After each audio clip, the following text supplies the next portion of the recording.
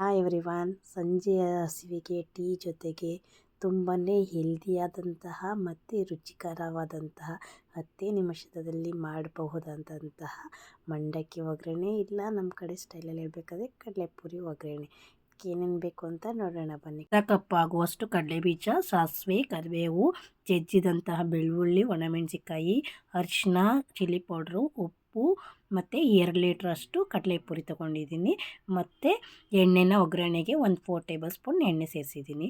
ಇಲ್ಲಿ ಫಸ್ಟ್ ಒಂದು ಪ್ಯಾನ್ಗೆ ಒಂದು 4 ಟೇಬಲ್ ಸ್ಪೂನಷ್ಟು ಎಣ್ಣೆ ಸೇರಿಸಿ ಅದು ಸ್ವಲ್ಪ ಬಿಸಿ ಆದಮೇಲೆ ಒಗ್ಗರಣೆಗೆ ಸಾಸಿವೆ ಮತ್ತು ಇಲ್ಲಿ ಅರ್ಧ ಕಪ್ಪಷ್ಟು ಕಡಲೆಬೀಜನ ಸೇರಿಸಿ ಇದು ಸ್ವಲ್ಪ ಕ್ರಿಸ್ಪಿ ಆಗೋವರೆಗೂ ಕೂಡ ಇಲ್ಲಿ ನೀಟಾಗಿ ಬಾಡಿಸ್ಕೋಬೇಕು. ಅಂದರೆ ಬೀಜ ಕ್ರಿಸ್ಪಿ ಆಗಿದ್ದಷ್ಟು ತುಂಬಾ ರುಚಿ ಕೊಡುತ್ತೆ ಈ ಒಗ್ಗರಣೆಯಲ್ಲಿ. ಈಗ ನೋಡಿ ಆಲ್ಮೋಸ್ಟ್ ಈಗ ಕಲರ್ ಚೇಂಜ್ ಆಗಿ ಕ್ರಿಸ್ಪಿನೆಸ್ ಆಗಿ ಬಂದಿದೆ. ಇನ್ನು ಸ್ವಲ್ಪ ಸೈಡಿಗೆ ತಳ್ಳಿ ಈಗ ಇದಕ್ಕೆ ಬೆಳ್ಳುಳ್ಳಿನ ಸೇರಿಸ್ತಾ ಇದ್ದೀನಿ. ಇಲ್ಲಿ ಒಂದು 2 ಗೆಡ್ಡೆಯಾಗುವಷ್ಟು ಬೆಳ್ಳುಳ್ಳಿ ತೊಗೊಂಡಿದ್ದೀನಿ. ಇದೇ ಹೈಲೈಟಾಗಿ ತುಂಬಾ ಟೇಸ್ಟ್ ಕೊಡುತ್ತೆ.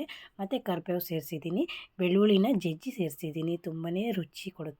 ಕೂಡ ಸ್ವಲ್ಪ ಕ್ರಿಸ್ಪಿ ಆಗಬೇಕು. ಬೆಳ್ಳುಳ್ಳಿ ತುಂಬಾ ರುಚಿಯಾಗಿ ಸಿಗುತ್ತೆ ಬಾಯಿಗೆ ಸಿಗುವಾಗ. ಸ್ವಲ್ಪ ಗೋಲ್ಡನ್ ಕಲರ್ ಬರಬೇಕು. ಮತ್ತು ಇಲ್ಲಿ ಒಂದು 4ರಿಂದ 5 ಒಣಮೆಣಸಿಕಾಯಿನ ಇಲ್ಲಿ ಸೇರಿಸಿ ನೀಟಾಗಿ ಈಗ ಫ್ರೈ ಮಾಡ್ಕೊತಾ ಇದ್ದೀನಿ. ಅಂಟಿಲ್ ಇದೆಲ್ಲ ನೀಟಾಗಿ ಕ್ರಿಸ್ಪಿಯಾಗಿ ಈಗ ಫ್ರೈ ಆಗಿದೆ. ಈಗ ಇಲ್ಲಿ ಪುರಿನ ತೊಗೊಂಡಿದ್ದೀನಿ. ಕಡಲೆಪುರಿ ಇಲ್ಲಿ 2 ಲೀಟ್ರಷ್ಟು ಇದೆ. ಇದನ್ನ ಈಗ ಸೇರಿಸಿ ನೀಟಾಗಿ ಒಗ್ಗರಣೆಗೆ ಲೋ ಫ್ಲೇಮಲ್ಲೇ ಇಟ್ಕೊಂಡು ಮಿಕ್ಸ್ ಮಾಡಬೇಕು.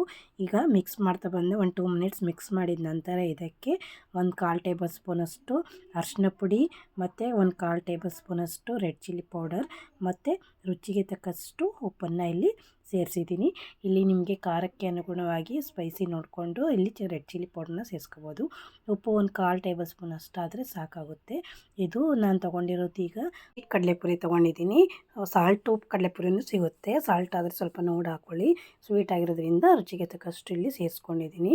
ಫೈನಲಿ ಒಂದು 5 ಮಿನಿಟ್ಸ್ ಈ ಥರ ಫ್ರೈ ಮಾಡಿಕೊಂಡ್ರೆ ಗರಿಗರಿಯಾದಂತಹ ಕಡಲೆಪುರಿ ಒಗ್ಗರಣೆ ಮಂಡಕ್ಕಿ ಒಗ್ಗರಣೆ ರೆಡಿ ಆಯಿತು. ಸಂಜೆ ಹಸಿವಿಗೆ ಟೀ ಜೊತೆ ಕಾಫಿ ಜೊತೆ ತುಂಬಾ ಹೆಲ್ತಿಯಾದಂತಹ ಇದು ಫುಡ್ಡು ಸ್ನ್ಯಾಕ್ಸ್ ರೆಸಿಪಿ. ನಿಮಗೂ ಇಷ್ಟ ಆದಲ್ಲಿ ಪ್ಲೀಸ್ ಲೈಕ್ ಮಾಡಿ, ಶೇರ್ ಮಾಡಿ, ಸಬ್ಸ್ಕ್ರೈಬ್ ಮಾಡಿ. Thank you.